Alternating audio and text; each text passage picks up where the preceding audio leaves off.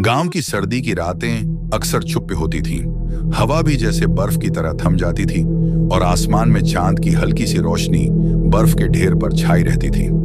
यह कहानी एक छोटे से गांव की है जहां के लोग शांति से अपना जीवन जीते थे।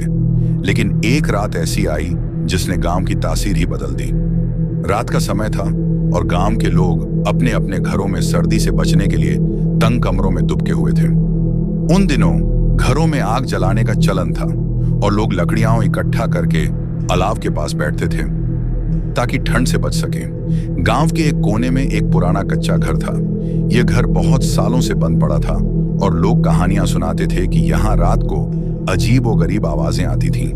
कुछ कहते थे कि यहाँ एक बूढ़ी औरत रहती थी जो किसी बुरी शक्ति से जुड़ी हुई थी। रात के लगभग 11 बजे थे जब गांव के कुछ लड़के, जिनमें नितिन और मोहन प्रमुख थे, सर्दी को मात देने के लिए अलाव के पास बैठकर बातें कर रहे थे। वे अक्सर कहते थे, अरे यार, उस पुराने घर में तो हमेशा अजीब सी आवाजें आती हैं, लगता है वहां कुछ तो है। नितिन, जो ज्यादा साहसी था, ने मोहन से कहा, तुम डरते हो क्या? क्यों ना हम वहां जाएं और देखें कि आखिर क्या है। मोहन ने थोड़ी झिझक के साथ कहा, पता नहीं यार, वो घर बहुत अजीब है। लोग कहते हैं वहां किसी की आत्मा बसी है। लेकिन नितिन नहीं माना। वह दोनों तय करके उस पुरानी हवेली की तरफ बढ़ गए। रास्ता बहुत संकड़ा था और चारों ओर सन्नाटा था। गांव के बाहर जंगल शुरू हो जाता था और यहाँ पर कोई नहीं आता था। उनकी हंसी ठिठोली बीच रास्ते में ही रुक गई जब अचानक दूर से एक अजीब सी चीख सुनाई दी। मोहन का चेहरा उतर गया, लेकिन नितिन ने हिम्मत दिखाई और कहा, तुम डरते क्यों हो? यह बस हवा की आवाज होगी। वे दोनों घर के पास पहुंचे। घर के बाहर की दीवारें बिखरी हुई थीं और खिड़कियां भी टूटी हुई थीं। घर के भीतर एक अंधेरा सा पसरा हुआ था, जैसे कोई चीज अंदर खड़ी हो और उनकी राह देख रही हो। नितिन ने मोहन से कहा, चलो अंदर चलते हैं, देखो कुछ तो मिलेगा यहाँ। वे दोनों अंदर घुसे। घर का माहौल बहुत ही डरावना था। दीवारों पर काई जमी हुई थी और फर्श पर धूल की मोटी परत पड़ी थी। जैसे ही वे अंदर और आगे बढ़े, अचानक दरवाजे की झुकी हुई लकड़ी से तेज आवाज आई। मोहन ने डरते हुए कहा, यह क्या था? नितिन ने ध्यान से सुना और फिर धीरे से कहा, कुछ नहीं, बस हवा होगी।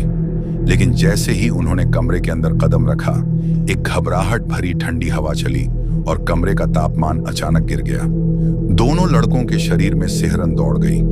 तभी एक अजीब सी आवाज आई, मुझे मत छोड़ो। वे दोनों चौंक कर पीछे मुड़े। कमरे के कोने में एक फीकी सी रोशनी दिखी। धीरे धीरे वह रोशनी एक आकृति में बदलने लगी। आकृति एक महिला की थी, जिसकी आंखें बिल्कुल काली थीं और चेहरे पर गहरी शिकनें थीं।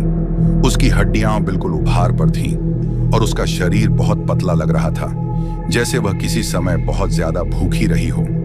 उसकी आंखों में एक ऐसी दर्दनाक तन्हाई थी जो दोनों लड़कों को अंदर तक घेर रही थी। मोहन का दिल जोर जोर से धड़कने लगा। वह बोल भी नहीं पा रहा था। नितिन ने हिम्मत जुटाते हुए पूछा, तुम कौन हो? महिला की आवाज फिर आई, मैं हूं उर्मिला, इस घर की पुरानी मालकिन। मेरी आत्मा यहां बसी है क्योंकि मुझे कभी शांति नहीं मिली। तभी कमरे का तापमान और गिर गया और अंधेरा घना हो गया। कमरे की दीवारों पर खून के धब्बे दिखने लगे। यह देखकर दोनों लड़कों के पैर कांपने लगे। नितिन को समझ में आया कि यह कोई मजाक नहीं था, यह एक खौफनाक सच्चाई थी। महिला ने उन्हें घूरते हुए कहा, तुम दोनों को मेरी मदद करनी होगी, मुझे यहां से मुक्त करो। नितिन ने मोहन की तरफ देखा और फिर दोनों एक साथ दौड़ते हुए घर से बाहर भागे। उनके पीछे उस महिला की हंसी गूंज रही थी जो धीरे धीरे फीकी होती जा रही थी। दोनों घर से बाहर निकले, लेकिन जैसे ही वे सड़क पर पहुंचे, अचानक से उन दोनों की नजरें एक दूसरे पर टिकी। दोनों जानते थे कि जो भी वहां हुआ था वह सच था और अब गांव में कभी भी वह सर्द रात नहीं आएगी जैसे पहले थी। उनकी कहानी आज भी गांव में सुनी जाती है और वह पुराना घर अब भी खाली पड़ा है, लेकिन कोई भी उसे फिर से छूने की हिम्मत नहीं करता, क्योंकि सब जानते हैं कि उर्मिला की आत्मा आज भी वहां है, जो अपनी शांति की तलाश में है। यह कहानी एक घातक रात की है, जहां सर्दी का अकेलापन और पुरानी हवेली के भूतिया रहस्य ने एक खौफनाक मोड़ लिया। अगर आपको हमारी वीडियो अच्छी लगी तो हमारे चैनल को सब्सक्राइब और लाइक कर देना। ऐसी वीडियो मैं आपके लिए लाता रहूंगा। धन्यवाद।